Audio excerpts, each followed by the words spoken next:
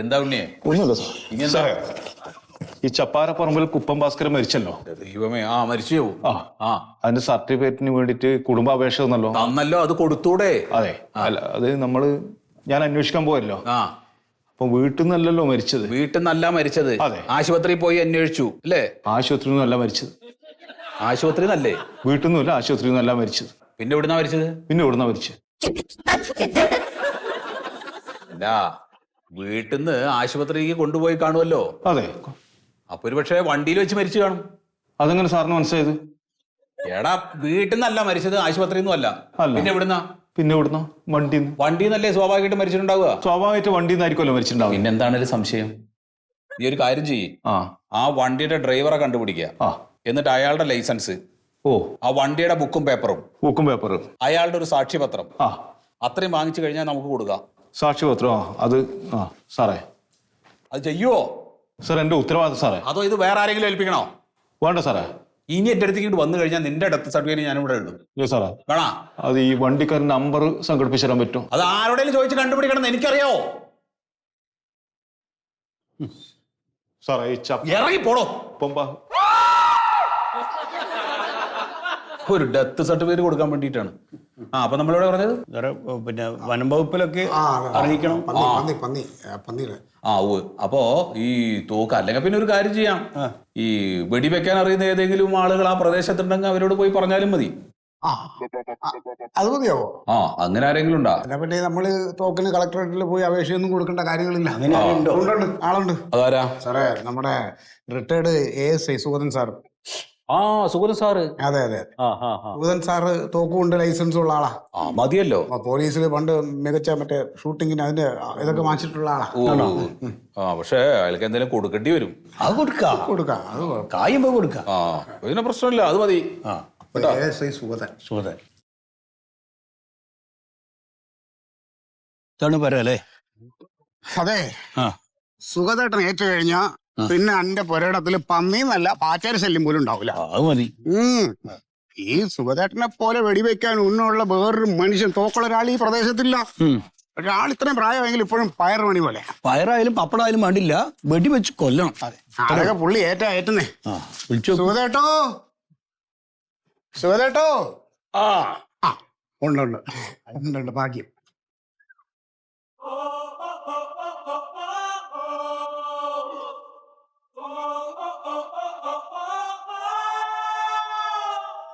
Retired പോലീസുകാരനാണെങ്കിലും നിക്കണ നിപ്പ് കണ്ട പയറുമണി പോലെ.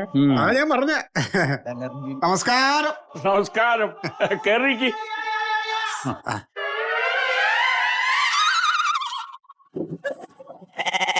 അല്ല, ഇതാണ് പയറുമണി.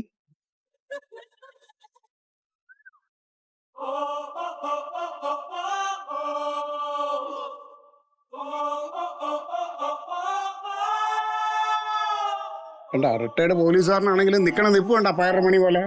ഞാൻ പറഞ്ഞ നമസ്കാരം. നമസ്കാരം. കേറിക്ക്.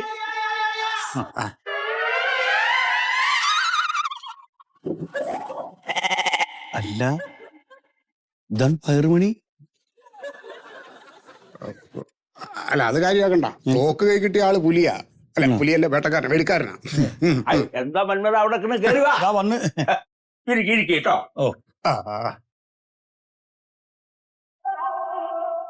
ഇരിക്കെ.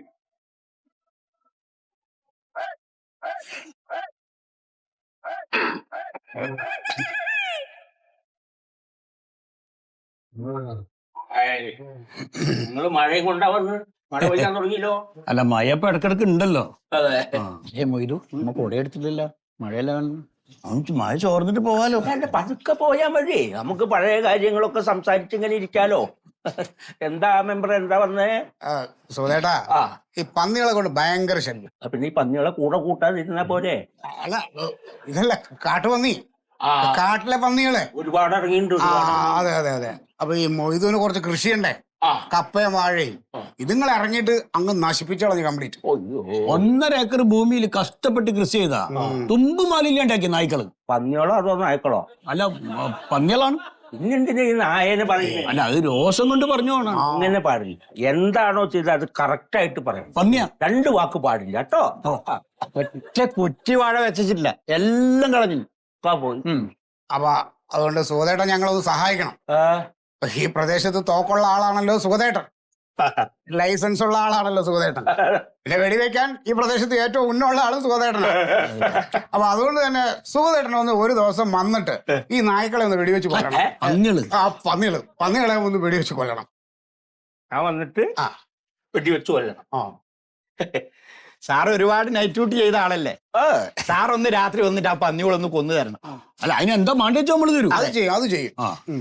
അതെ, സർവീസിലിരുന്ന സമയത്ത് ഞാൻ ആകാശത്തൊക്കെ ഒരുപാട് വെടിവെച്ചിട്ടുണ്ട്. പിന്നെ നമുക്കറിയില്ലേ, ഒരുപാട് പക്ഷികൾ താഴെ വീണ് ചത്തിട്ടു. ഇപ്പൊ ഈ പ്രായത്തിലും എനിക്ക് വെടിവെച്ചാ കൊള്ളാന്നൊക്കെ ഉണ്ട്. പക്ഷേ സർവീസിൽ നിന്ന് വിരമിച്ചിട്ട് ഒരു 6 മാസം കഴിഞ്ഞപ്പോ കയ്യിനും കാലിനും ഒക്കെ ഒരു വിറയല്, ഒരു ഈർക്കലെടുക്കാൻ പറ്റില്ല. ഒരു കപ്പ് ചായ എടുത്തിട്ട് ഇങ്ങനെ കുടിക്കണമെങ്കിൽ കപ്പിലത്തെ ചായ മുഴുവൻ പോകും. ഇപ്പൊ സ്ട്രോ ഇട്ടിട്ടാ ചായ കുടിക്കണം. ഈ കൈ കൊണ്ട് ഞാൻ എങ്ങനെയാ വെടിവെക്കുക? വേണ്ട അല്ല വെക്കണ്ട. അല്ല എന്നാ പിന്നെ സുഖതേട്ടാ ആ തോക്കൊന്ന് തന്നാ ഞങ്ങൾ ആരെങ്കിലും ഒന്ന് ശ്രമിച്ചു നോക്കാം.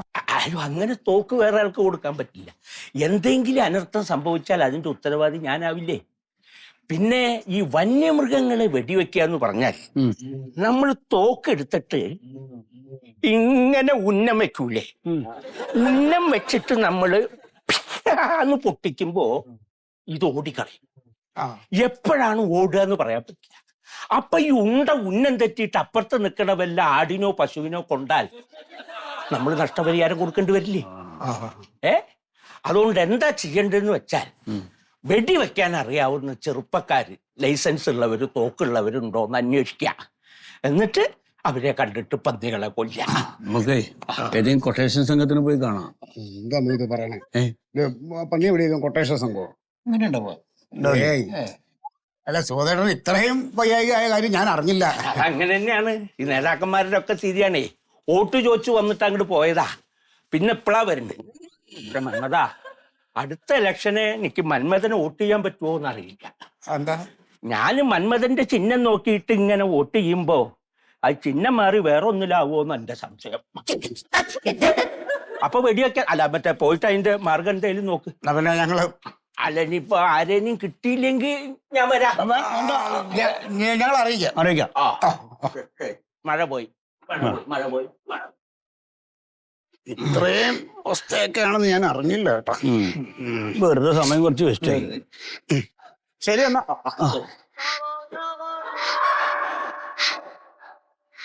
ഇനിയിപ്പോ എന്താ ചെയ്യല്? അതെ, മുമ്പൊക്കെ വെടിച്ചു വന്നിട്ട് മൂപ്പരെ വേറെ എന്താ പറഞ്ഞാലോ? ഈ തോക്ക് എവിടെ നിന്ന് എടുക്കും? അതൊന്നും ആ നമുക്ക് വേറെ വഴി എന്തെങ്കിലും ആലോചിക്കാം. വാ, മഴയ്ക്ക് മുമ്പേ അങ്ങോട്ട് പോവാ.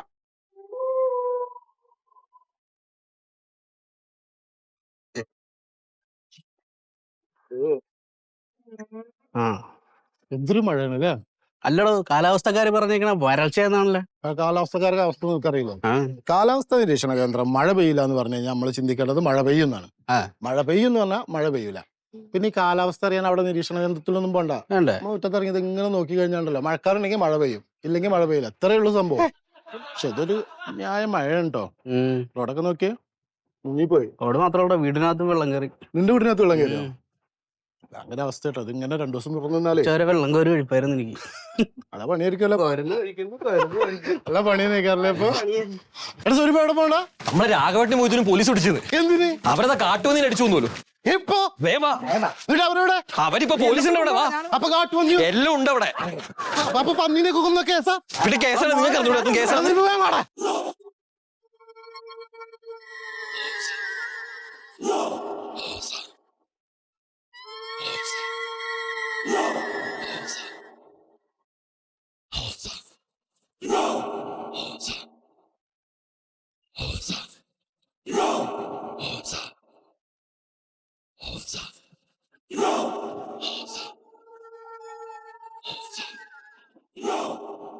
എന്താടാ, എന്ത് തോന്നിയ ദിവസം നീ ഇവിടെ കാണിക്കോ? ഈ നാട്ടിലൊരു നീതി നിയമമൊന്നുമില്ലേ? നേരെ നോക്കടാ. നിന്നെ ഉപദ്രവിക്കണ എല്ലാവരെയും നീ അങ്ങോട്ട് കൊല്ലൂ. മെമ്പർ പറഞ്ഞിട്ടാ കൊന്ന്. മെമ്പർ പറഞ്ഞിട്ടാ കൊന്ന്. മെമ്പർ പറഞ്ഞാൽ നീ ഇയാളെ കൊല്ലോ? അയാൾ പന്നിയല്ലല്ലോ. ഇത് അയാൾ പന്നിയല്ലല്ലോ, മനുഷ്യനല്ലേ.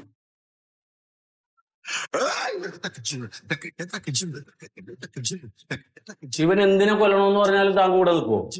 അല്ല, പിന്നെ അത് പിന്നെ പറ്റിപ്പോയെന്ന് പറഞ്ഞിട്ട് കാര്യമില്ല. രണ്ടുപേരും അകത്ത് കിടക്കും. അല്ല സാറേ, അത് പഞ്ചായത്ത് സെക്രട്ടറിക്ക് പറ്റിയൊരു അബദ്ധ. സെക്രട്ടറി പറഞ്ഞ തല്ലിക്കൊല്ലാൻ? ഇല്ല, പിന്നെ സെക്രട്ടറി പറഞ്ഞത് വിഷം കൊടുത്ത് കൊല്ലരുത്, ഷോക്ക് അടുപ്പിച്ച് കൊല്ലരുത്, സ്ഫോടക വസ്തു ഉപയോഗിച്ച് കൊല്ലരുന്ന, തല്ലിക്കൊല്ലരുത് പറഞ്ഞില്ല സാർ. ഇവിടെ മനുഷ്യന്റെ ജീവന് വിലയുള്ള പോലെ തന്നെ മൃഗത്തിന്റെ ജീവനും വിലയുണ്ട്. അതിന് നാട്ടിൽ നിയമങ്ങളുണ്ട്, അവരെ സംരക്ഷിക്കാനും നിയമങ്ങളുണ്ട്. അകത്ത് കിടന്നോ രണ്ടാളും, കേസെടുക്കാൻ നിവർത്തിയില്ല.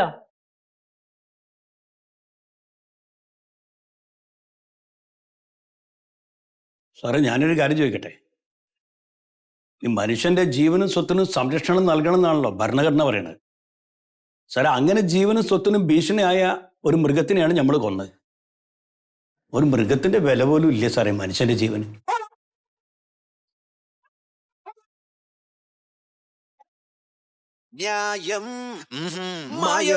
മറിമായത്തിന്റെ ആരംഭം മുതൽ ഇതുവരെയുള്ള എല്ലാ എപ്പിസോഡുകളും നിങ്ങൾക്ക് മനോരമ മാക്സിലൂടെ ഫ്രീ ആയിട്ട് കാണാം. അപ്പോൾ കാണാൻ മറക്കണ്ട. ചിരിക്കാം, ചിന്തിക്കാം. മറിമായം.